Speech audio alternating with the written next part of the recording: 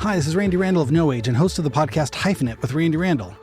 I want to welcome our newest sponsor of the show, DistroKid. DistroKid helps musicians get their music on all the major streaming platforms, and artists keep 100% of their royalties. Hyphenate listeners get 30% off at distrokid.com/VIP/hyphenate. Again, that's distrokid.com/VIP/HYPHENATE. Go get your music streaming everywhere now. I love the weirdos.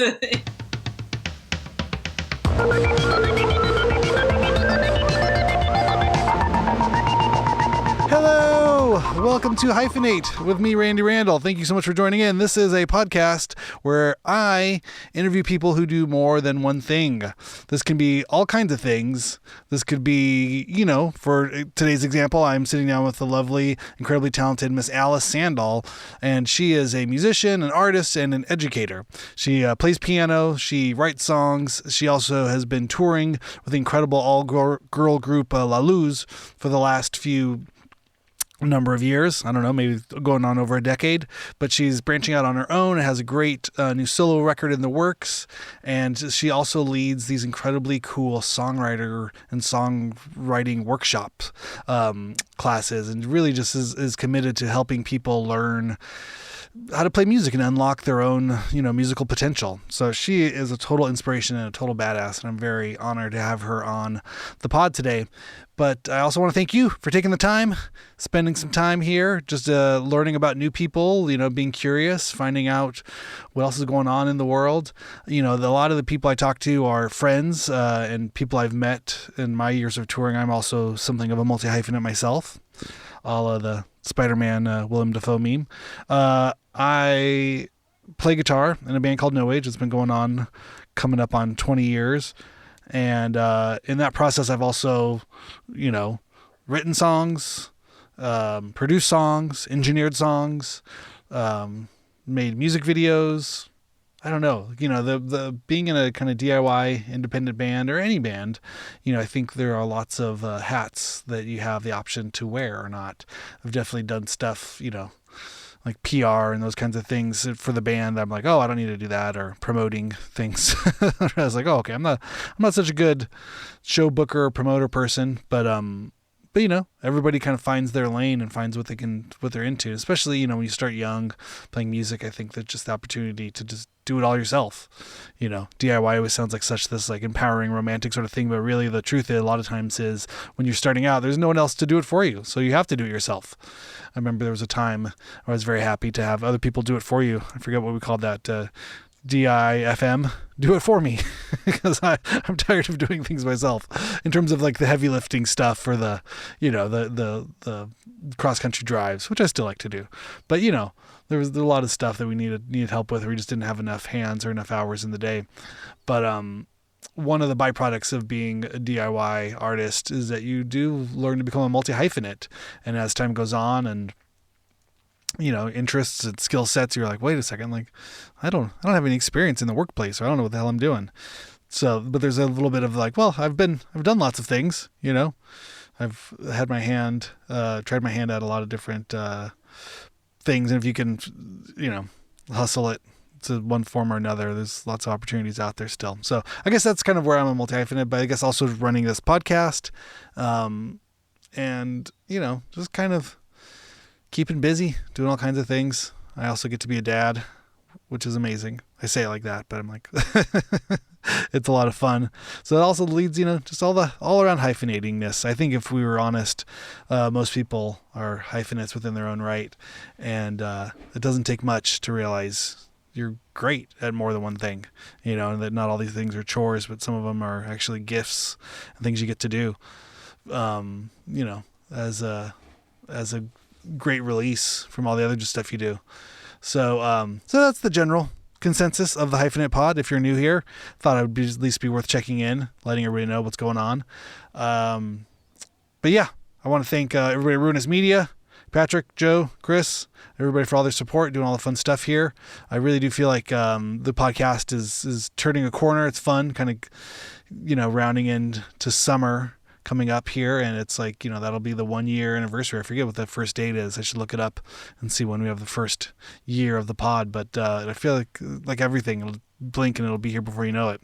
So I also want to thank my good friend Aaron Farley, who I do the halftime wrap-up shows with every Monday.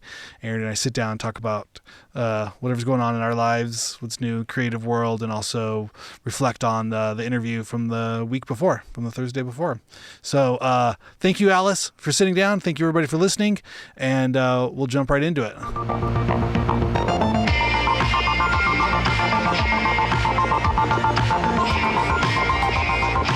Alice, thank you so much for jumping on Hyphenate. Hey, Randy. Hey. How's it going? It's going really good. I'm so happy to be on the cam with you. On the cam. On the mics. phone. Yeah, there we go. Yeah, on the mics. Yeah. And then do our last names rhyme? I've never actually pronounced your last name. Is it Sandahl? Dude, they do. Alice Sandahl and Randy Randall. This is the first time I'm like realizing that. I was going to say your last name, and I'm like, wait, I've written it, I've read it, but I've never actually pronounced it. I've never called you Miss Alice Sandahl. Is that right? Or how do you pronounce it? That's correct. Yeah, you gotta take the H out of there, man. It's like the H just confuses people. Alice Sandahl. Like Randy Randall. Alice Sandahl. Like Randall. That's amazing. Yeah, you got it. Did kids call you that growing up? Sandal? Yes, Sandal. Yeah. Sandal. I think I didn't even know how to pronounce my own name. So I was like, yeah, that's right. Oh, Sandal. How funny. That's great. I know, still to this day, I'm now 43 years old, and I just was checking out of a hotel last week, and the woman goes, "Hey, that's a funny name." And I'm like, I know. Randy Randall. Like that, I was like, that's my parents. And just yesterday, my mom said something. I'm like, Mom, you did this to me, right? This is the name. My entire life, I've had to justify or at least have some kind of witty comment back to it. And it's like, yep, that's my name. That's what I was born with. My parents did this. I have like, yep, I know. My parents did it to me too. I don't know. I have a love-hate relationship with I don't want to change it because that is my name. Like that will be my name until I die. But I don't know. I don't love my last name, but that's the name I'm choosing for my solo project. Yeah, that's great. So he's like, that's great. I mean, name, but I think that's something everybody can relate to. I think everybody's got a name, and it almost becomes like the air you breathe, or like you don't really know what it means or what it sounds like. It's not really. Yeah, I think it means like something valley. Okay. Is it in Swedish? Okay. Is that? Yeah, I was going to ask the background of it. Is it from your father? Yeah. It's Swedish. Okay. What is it? Yeah, valley. Doll means valley. That's all I know. Alice Valley. Well, there you go. Yeah, Alice Valley. That could work. That could be a whole other kind of your synth pop 80s project. So I know you from La Luz, from playing keyboards live in the La Luz project. I think we first probably met in Spain. I feel like there was a big festival out like at a racehorse track or something, a polo field in like northern Spain. The racehorse track. I remember that. That was wild. But we had played with you once before, but I don't think you and I had crossed paths. But it was some like Phoenix, like I don't know, festival thing. It was Tempe or Tucson, somewhere in Arizona, and it was the guy from the Strokes, the guitar player, was headlining. And I think you went on, but we drove in like we didn't realize there was no time change, or there was a time change going from Las Vegas to Arizona. We somehow thought we were an hour early and ended up being like right on time, like literally pulled into the parking lot and had to go on stage. So we missed your set. Yeah, I think that was Phoenix, wasn't it? That sounds right. Yeah. Anyway, Arizona's confusing because like parts of isn't it Vegas? They don't have the time change or something. I think Arizona nobody knows. You got to Google time it. Change. Yeah, I think they just stay the same all the time, and everybody else changes. So depending on what part of the year you're in, they're either like the same time or an hour ahead or an hour back. I don't know. We screwed up, whatever it was. Like we were just running, and I think we like. But we shared a trailer or something, or we walked into the wrong trailer. Somehow we were in your trailer, and we were speaking with this. Yes, no, I'm connecting the dots. I remember. Oh, that's cute. That was a long time ago, right? Maybe. Life on the road. Was that some of the early La Luz shows, or how did you? What's the history of that band? Honestly, that probably would have been, at least in my time with the band, that wasn't real early in. That was probably midway, Okay. I think. If I were to guess, that was probably 7 years ago. Got it. I'm Yeah, that just could throwing be out right. numbers. 7. I think it was 7 But years then you ago. have to factor in for pandemic, so add another 4 to that, and that's probably right because the pandemic kind of like took out 4 years of our memories. It's true. Yeah, and took out like so much of touring. Oh, of course, right? time. Yeah, Touring traction. The whole seasonal migration of the touring artist just sort of like went dormant for a few years, and still trying to get back up on its feet. Did you guys cancel stuff when that happened? We had a bunch of, we were in the works of, we were setting stuff up was basically what it was. Like, I think it was, we had a record coming out that June, I think, if I remember correctly. So by March we were getting holds and we were putting routes together. It's like, it was that kind of phase of it. So I don't think anything was actually booked. But we were getting ready for it. And then it all just, we felt like, but it was that kind of thing of like, oh, well, you should have booked this 6 months ago. It felt like it was the way touring was getting tough regardless of a global pandemic. Because it feels like the festivals or the things you have to submit like 18 months ahead of time. Like, oh, well, yeah, there all those cool festivals you want to play are already booked. Like, well, wait a second. How would we not get booked for that? Like, oh, yeah, well, those were all booked like 6 months ago. Like, oh, okay. Are they like next year? Sorry, sucker. Yeah. Or maybe those are just the nice things your agents tell you when you don't get booked for cool festivals anymore. Like, oh, you should have been here yesterday. Oh, shoot. But yeah, tell me how. Weird time. Yeah, tell me where you come from and how you got started in music and all things creative. How far back should I go? Well, where'd you grow up? Yeah. I grew up in Chicago suburbs. I feel like I always have to say that I grew up in suburbs. Not officially in the city, but that's where I grew up. And I moved to Seattle in my early 20s. So I sort of feel like I grew up there too, because I was probably like 21 or 22 when I moved there. Cool. And started just like playing in a shit ton of bands and that's amazing. That was kind of how I was spending my time. How did you learn? Did you learn piano at a young age as a child, or is that something that came later? Yep, I studied piano and I started taking lessons when I was 9. My mom played piano, and so I always thought it looked cool and it sounded pretty, and started taking lessons early in. And then I went to undergrad for music as well. Like I started to study voice in high school, and then went to college for music. Got a minor in music and a major in French, but was studying opera actually for a while. So classical voice. Oh my God! In Chicago or in Seattle? That was in Iowa. I went to undergrad in Iowa, a little town called Decorah. Cool.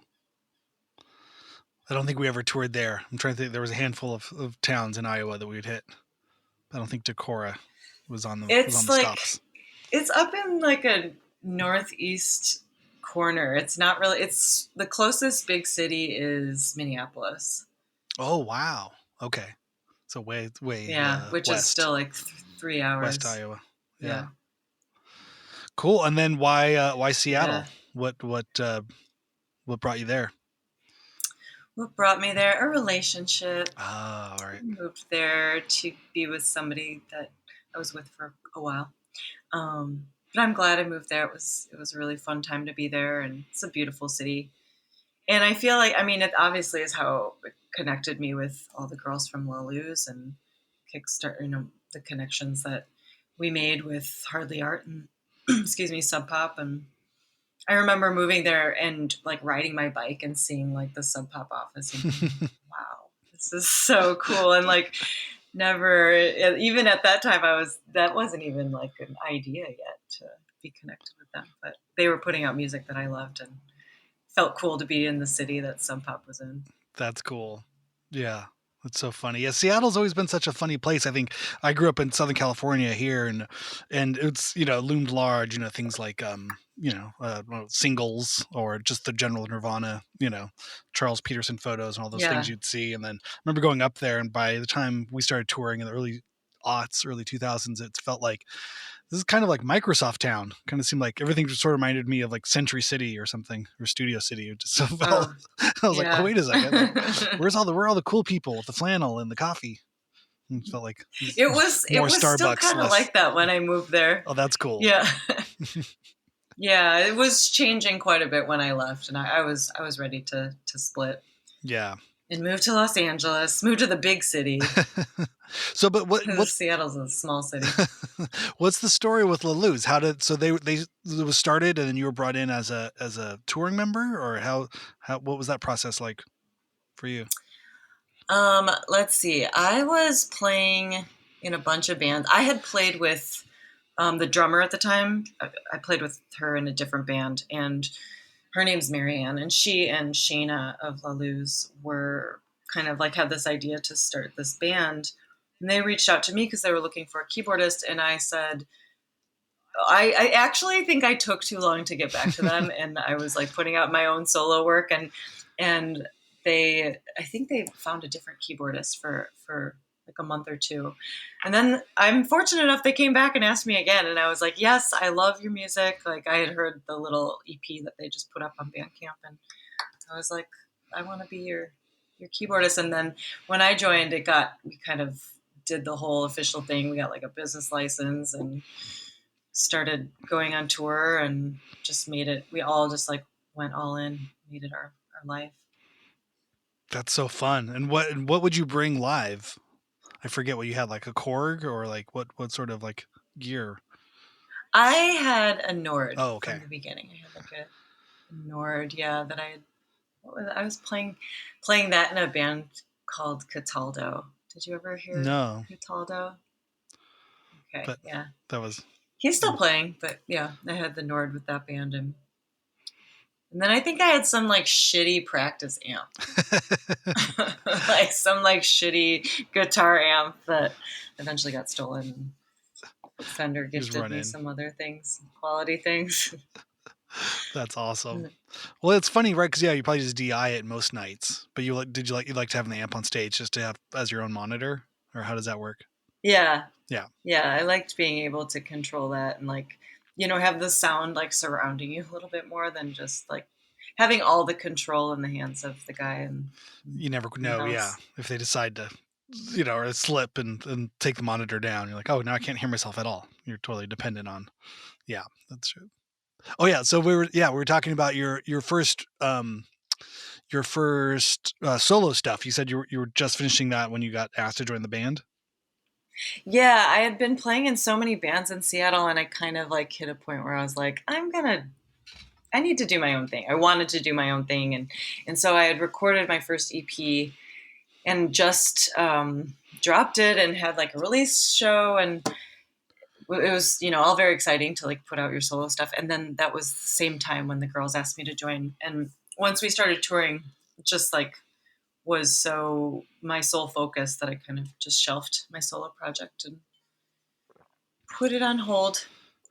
It's so hard because it's like, you want to support that, do your own thing, but then also having an opportunity to kind of hit the ground running with the band project too. It's both very, it's tempting. That's a hard place to be in. Yeah, it is. And it was like exciting to have finished some solo work and to put it out in the world. But I really felt, I felt really good about the work that La Luz was doing too. And yeah, my that's where my heart led me, and I kept doing that. But it is hard. I think it always impresses me when people can kind of fully balance two really big projects. Like I don't know quite how to do it. I think just the time on the road is the hardest part, because really once you're out there, right, there's really no time for anything else. There isn't. It's such a weird vortex because like there's all this empty time. Right, yeah. There's all this empty time. And you're like, in theory, you think you could get so much done, but you just can't. I mean, I don't know how it was for you guys, but like even in the van, it's like, well, we're spending all this time then promoting on social media or God. Like replying to venues that we're playing in a few days. And, well, that became more of a thing. I think in the beginning, we were so old that wasn't there from the jump. It became more of a thing as we went on. But at some point, like that was almost the nice part, especially in Europe, when you're in the van, like there was no internet. Like you'd have to wait to the Yes. club to get connected to the Yes. internet. So just having like 8 hours or 6 hours or whatever it was, the drive time of just, well, we're just going to listen to music. There's no phone calls. Yeah. There's no emails, no social media. Like, this is great. You get to Love just that. fully Yeah. disconnect, until you get to the venue. Then Unplug. everybody gets on the Wi-Fi and like, oh shit, hold on, I got a million things to do. Yeah, I know. I Yeah. know. It is nice though. Then you unplug during that time. Sorry, I couldn't reply to your email. Sorry. I'm driving from one fancy city to another fancy city. Now I'm eating cheese and wine and Oh gosh, I yeah. missed that. Yeah. So then you guys make the move to LA. How was that? Was that a band Yeah. decision? Was that something you were excited about, or had you been to LA? What was your experience there? I had been here just on tour, and personally, I was not excited about it. I actually really did. I know I did not want to move here, but I didn't want to be in Seattle anymore. And we had all been in Seattle independent from one another. We had all lived there for 10 years. And also just each of us felt ready for a change. So collectively, we were kind of like, I don't know, Los Angeles. And I always say like half the band was really excited. Like Shayna and Lena were really excited about moving here. And me and Marianne were not, but we're like, okay, we'll do it. So the four of us all moved down here. And what's funny is me and Marianne are the ones that still live here. Oh, funny. Lena and Shayna left. But I wasn't excited to move here, but now I love it so much. I can't imagine not living here. I'm so glad that I moved here. Well, I know LA's it's definitely such a funny place. I mean, it's hard because it's kind of a donut, with no center. It's sort of this hard to wrap your head around it, or like where am I, or what is this thing? But that's part of what I've always loved about it. And maybe I don't really have a real third party perspective from growing up here, but I've always taken the approach that it is what you make it. It's so big and so vast and so weird with so much diversity that you can kind of get into anything you want to get into, that has a very like loose sort of identity. Yeah, you really can. There's something for everybody in Los Angeles. Like, I think it just takes some time to figure out how to navigate it and define like where your spot is, but it's where all the weirdos are, man, and I love that. I love the weirdos. Yeah, everyone here is doing something creative, and it's inspiring that you go and like the person checking out your groceries is like working on a movie, Yeah, like, totally. Oh, I know. There was a guy. What band was this?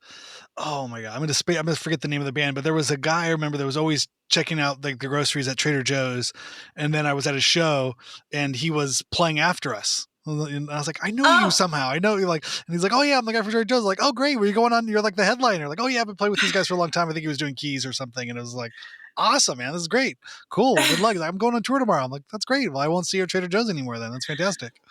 Oh, but that is cool. I know it kind of just warms my heart because I'm like, oh, everybody going after their dreams. I think that's what's fun. Yeah. And it is frustrating and weird and confusing as all of that is, but it's still just like, I don't know. I've always gotten the sense that it was big enough, where it's big enough for everybody. And it's whatever you're looking for, you can find it, good, bad, and everywhere in between. You know what I mean? It's like, there's not a lot of limitations, again, for good or bad. If you're into weird stuff, or if you want to, sex, drugs, rock and roll, all that stuff's there. But you can also just as easily avoid that, and then go on hikes every day and plant native plants and go to the beach and have a whole other bars. You know what I mean? Yeah, you can reinvent yourself 10 different times and never run into the same people as much as you can if you hunker down into a neighborhood. It's a small town, it's a small college town. It can be a big metropolis. It can be a sprawling thing. It can be, all of those funny things. And I don't know. That's what I've always found.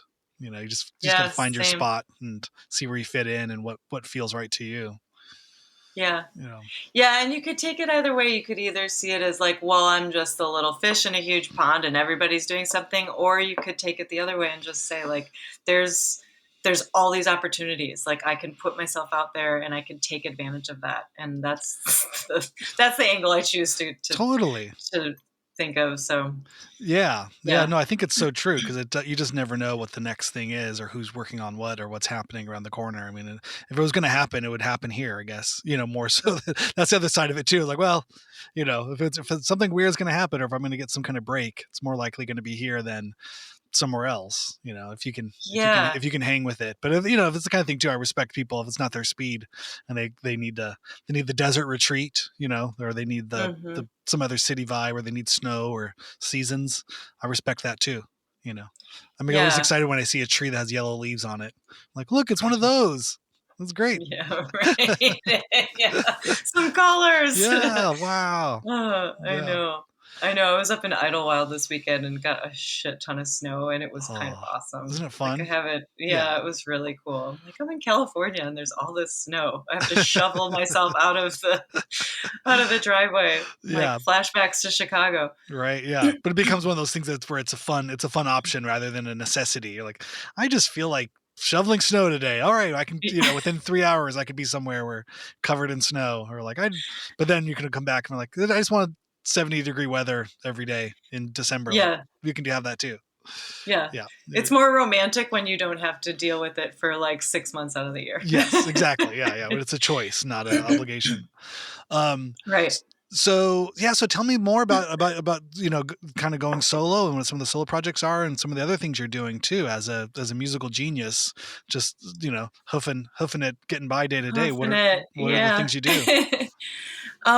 Well, solo wise, let's see. I think like after like working in a project for so long, I'm like, maybe you can relate to this. I just was feeling that I wanted to.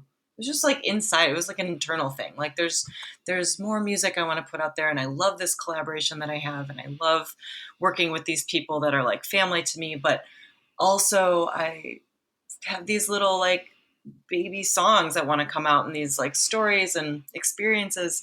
So once I just sort of finally made the decision to do it, it was and the time really, I think it was pandemic era. I was taking some time to write more for myself and write solo work.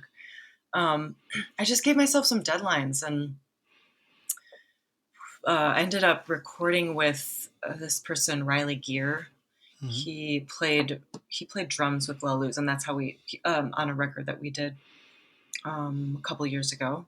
So that's how I met him, and I was like, I loved working with him. I loved his music too and his work, and I was just like, hey, I want to do this solo record. And the EP that I did that I mentioned earlier, like that was like over 10 years ago, something like that. So that it doesn't even feel like music that is mine anymore. It's Yeah. out there in the ether, like people can find it and listen to it, but it felt like this was something totally different that I wanted to create. And with that gap, it just felt like kind of starting over, and I was okay with that. So made the record with Riley and just finished another one with him a month ago. So it'll be the second record, but it feels good. It feels good to have both, to have like a collaboration and then also to have this music that's also just very different and tells different stories and serves a different um, purpose, I suppose. Yeah, well, it's so true. I mean, that's the kind of thing, it's like, it's always good to know what you want, sometimes doing something else to find, oh, it's okay. This is what I want to do over here. This is where I'm drawn to. Sometimes by working on someone else's project, you go, if I were to do this or how the way I'm more drawn to something like this, and it kind of can help you define as frustrating or as challenging as it can be to work on someone else's project. It sometimes helps clarify your own personal vision because it can kind of provide the guideposts or the sort of direction you'd want to go. Yeah, definitely. I mean, and some of the things that I do with my solo project, like, I don't know if I would want to do them with La Luz, or it wouldn't make sense, but so Right. it's nice to kind of be making different, like very different types of music. Totally. It's a different And gear. It's a different color, a different shade. Yeah. it really is, yeah. And to scratch the itch of like collaborating with people, because it, I I don't know, like I do love making my own work, but it's really satisfying to put your heads together with other people and like especially, if the people that you know really well and you work well together, to kind of like find this middle ground when you're sharing ideas and create something together. It's like a different skill. You make Totally. something different. Yeah. Yeah. No, I love that feeling. I've done some producing for other bands, and it's really Mm. fun where feel like I get to like take the whatever I've learned from my personal experiences and how, all the or all the hard bumps and hard won lessons of like, oh, that's how you do it now. This is the way to do it. And in the Yeah. sense, then hear what they're looking for. Like, okay, it sounds like you want something that sounds like this. And then a few knobs and a few, mic positions later is like, is this, and then you get a sound out of these speakers and like, is this the sound that's in your head? And that feeling of like, yes, that's the sound. I'm like, okay, I think I could hear the way you described and the references you were talking about. It sounds like you'd want something that sounds like this, and then being able to call that up, I'm like, I find that so satisfying because it has nothing to do with me at that point. It's become like like a craft or some like a just a thing I've learned how to do. I know how to make baskets. I can weave a basket. So if you need a Yeah. basket I weaved, mean, yeah, I can do it. Let's go. And it's fun, and it's not necessarily the creative work, but there's a technical sort of challenge to it. And I find it really rewarding to help other people, especially younger musicians. They're looking to get a leg up or get started. yeah, that's such a skill. I mean, because you're like translating for somebody. If somebody Right. doesn't have the skill of like the technical skill of like engineering, but they have the concept and they can Mm-hmm. hear it, and then there isn't always like language for it. So you're Right. trying to like communicate to your engineer producer like what you want. So yeah, you have to like kind Yeah. of try to like tap into that and read their mind a little bit, and Totally. then Right. translate it to It's like to Pro something like Tools or this, whatever right? you're Yeah, yeah, using. yep, yeah. Yeah. Do some kind of technical thing. I just Yeah. think, yeah. I mean, through the years, because we were always such a weird band or had weird ideas as No Age, and I've come to that place where it's like, there's really no bad idea. There's really no good or bad. It's just colors and values in terms of like, Totally. what is the effect that the artist wants to achieve? Like, is this, Mhm. this thing feels, this Mhm. one has more tension and this one is more easygoing. Like, those are kind of your choices. Sometimes they'll ask like, what sounds better, this or that, and it's like, it's not really a better. It's like, Right. you or the artist, like, what's the journey you want to take your listeners on? Are you looking to create Right. more tension? Because I think option A has more tension in it, and option B sounds like a little bit more easygoing. Like, where at this point in the song are you looking to go? And I think Mhm. giving the artists that interpretation or that sort of translation back of what they're doing, and it's like, Yeah. I can always say, well, I would do this, but again, it's not my record. It's your record. So what do you want to do? Yeah. It's Yeah. it's great. I I feel like that job is a big job too, because you kind of have to act as like you have to like be a little tender with artists Oh and yeah. like their feelings in that process, and Totally. Well, but you, I think it helps because I've been there. I've been the one I've cried at a sure. microphone before. I'm like, I don't know what I'm supposed to do. You keep telling me to Yeah, sing that note. right. I thought I had the note I hear in my head is the note. How is that not the right thing? Like, you keep doing this with your hands. You keep moving your hands up or down. I'm like, Right. I can move my hand, but my voice just Yeah. sounds flat. I don't know. It sounded right in my headphones. Yeah, I thought that's what I was Can't supposed you to do. edit Yeah, it? I've been that person, so I can Uh, definitely empathize. But also, I feel like I just had all those people and every like live sound engineer, not just in studio engineers, but that no, you can't do this, no, you can't do that, without a real mm. explanation or why or like Sure, I like know. you can do whatever the hell you want to do. I know, I and might be that's going tough in for the right, but artists. yeah, who cares? Right, yeah. That's tough for artists because like if that isn't your skill set, and you're giving all this power over to like somebody that's Some recording you and to stranger, just yeah. right, yeah. Yeah. So No, yeah, so bless I'm you on that for side of like, it's all valid, all sound is valid, whatever you want to do. Let's put it down and then right. play it back. And then you're the judge, like your own ears are the judge. Like, is that what you're thinking?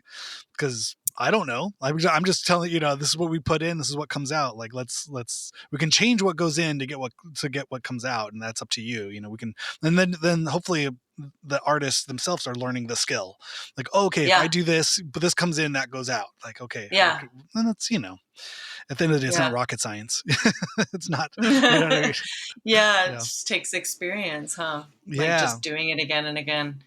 I Yeah, know. I mean that's what I teach like too in songwriting, is that it's just like there's no really a right way. It's like what feels right to you or sounds right to you, and it's Yeah. all kind of intuitive. Yeah, tell at me a the end little of the bit about day. you have a couple I don't know what do you say, pedagogical, or you have a couple sort of teaching roads or lesson plan roads that you engage in. Tell me a little bit about those. Yeah.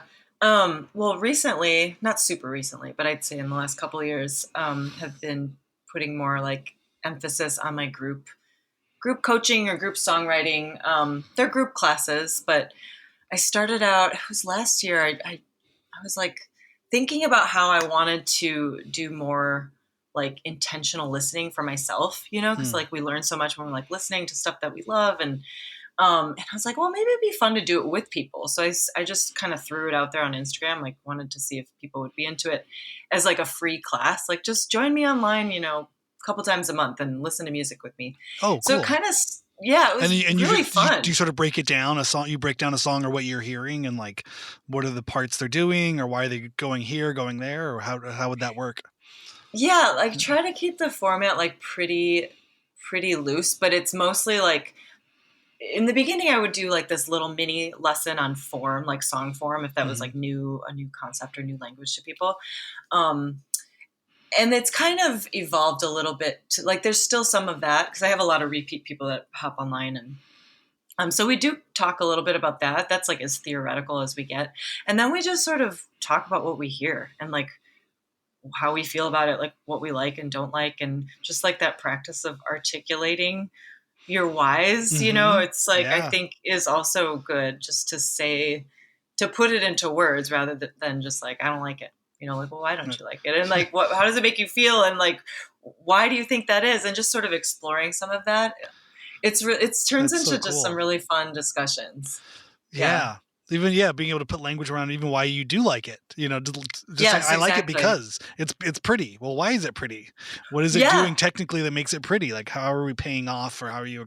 What are the mechanics or expressions of that sort of feeling? Yeah.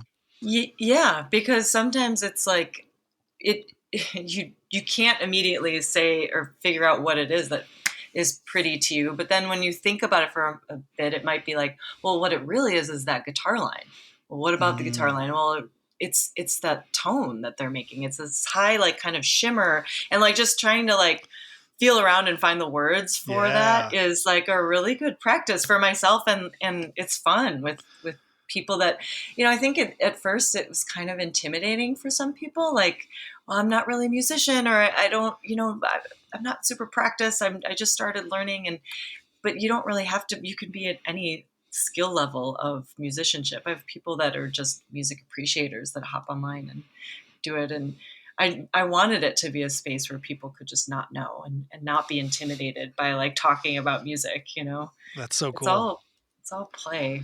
Yeah, so it started with that, and I loved doing it. So I was like, I want to offer this as like a more like formal songwriting program too. So then I designed this like 4-week course where I call it group coaching, but it's like group class. Like there's 4 lectures. We meet 4 times over the course of 4 weeks. And then we also meet one-on-one. And I just like the goal is to get the people that start in the program to complete it with a finished song, like get through 30 days and have written a song. That is And so some of cool. them, I love it. I think it is so cool. I love witnessing people like have that like thrill of finishing something, because it's like it's such a funny thing to do, like making music. It's not physical, and it's just like air. I've Yeah. heard Tom Waits talk about it, like playing with air, and Yeah. so and you and I know what it means, like in our hearts to like to make music and It's a to feeling, write a right? Yeah, song. yeah. You feel Yeah, good. Yeah, but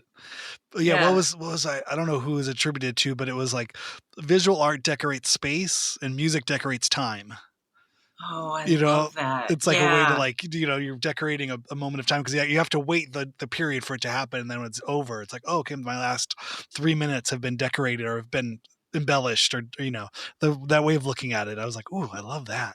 I That's such love a that fun way. too. Yeah. Because, Yeah. like, think about how, like, when you listen to something that really decorated your time 20 Mm-hmm. years ago or Oh something, and yeah. suddenly you're there in that space. You're right. You It's, put it back on. You're like, I remember this. I remember sitting in that car with that yeah. girl and us staring Yes.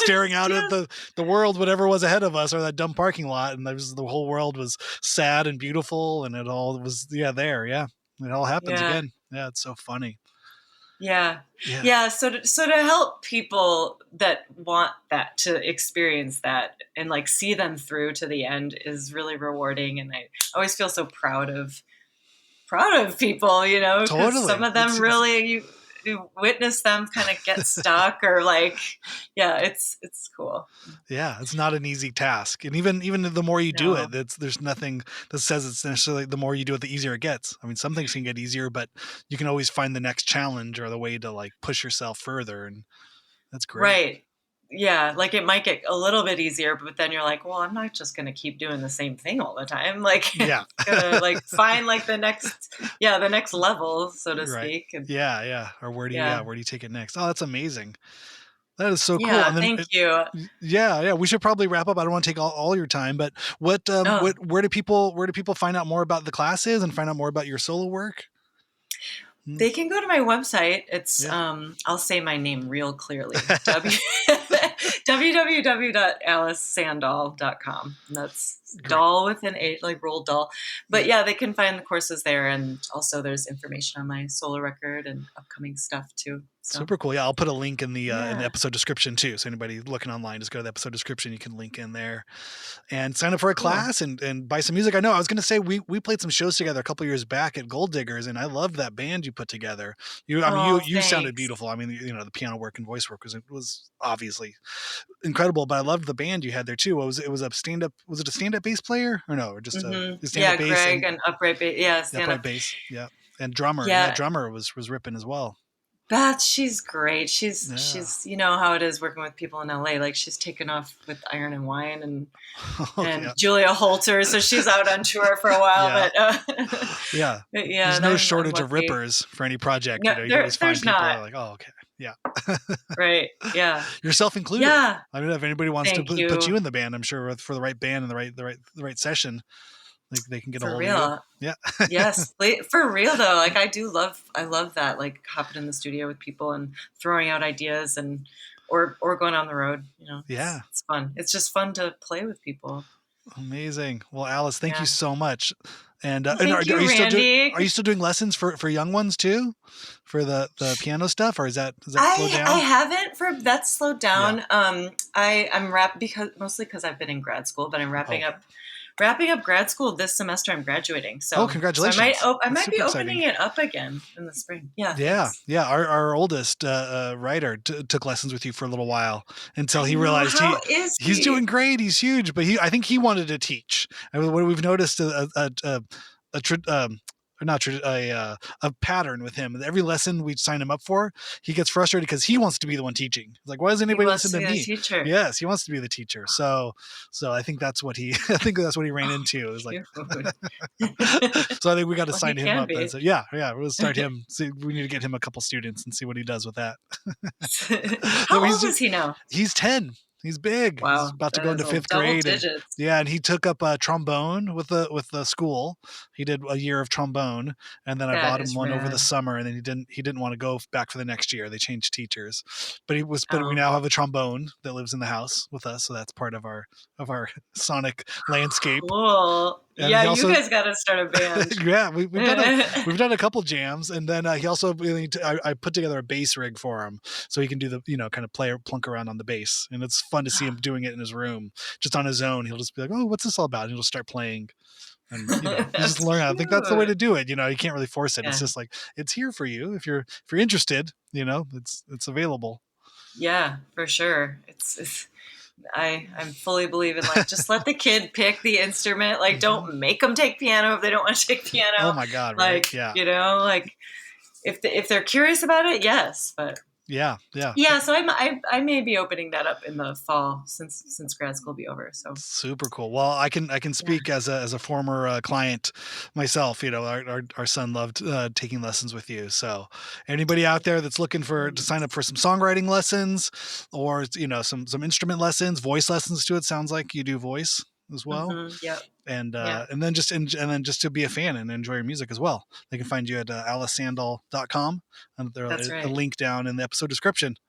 So please, everybody, go check it out. Alice, thank you so much. Thanks, Randy. This was really fun. Thanks.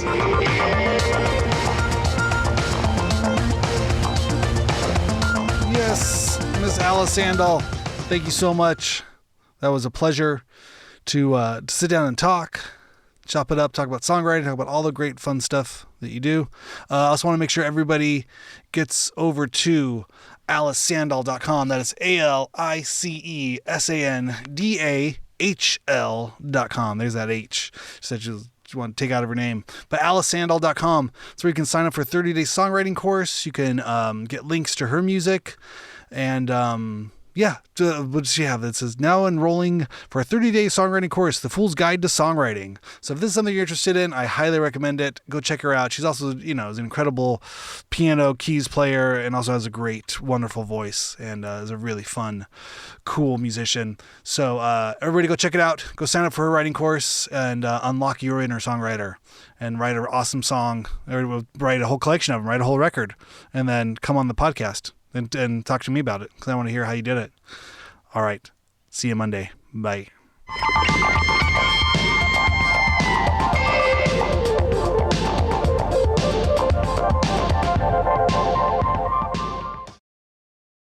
Yeah, it sounded right in my headphones. Can't you edit it?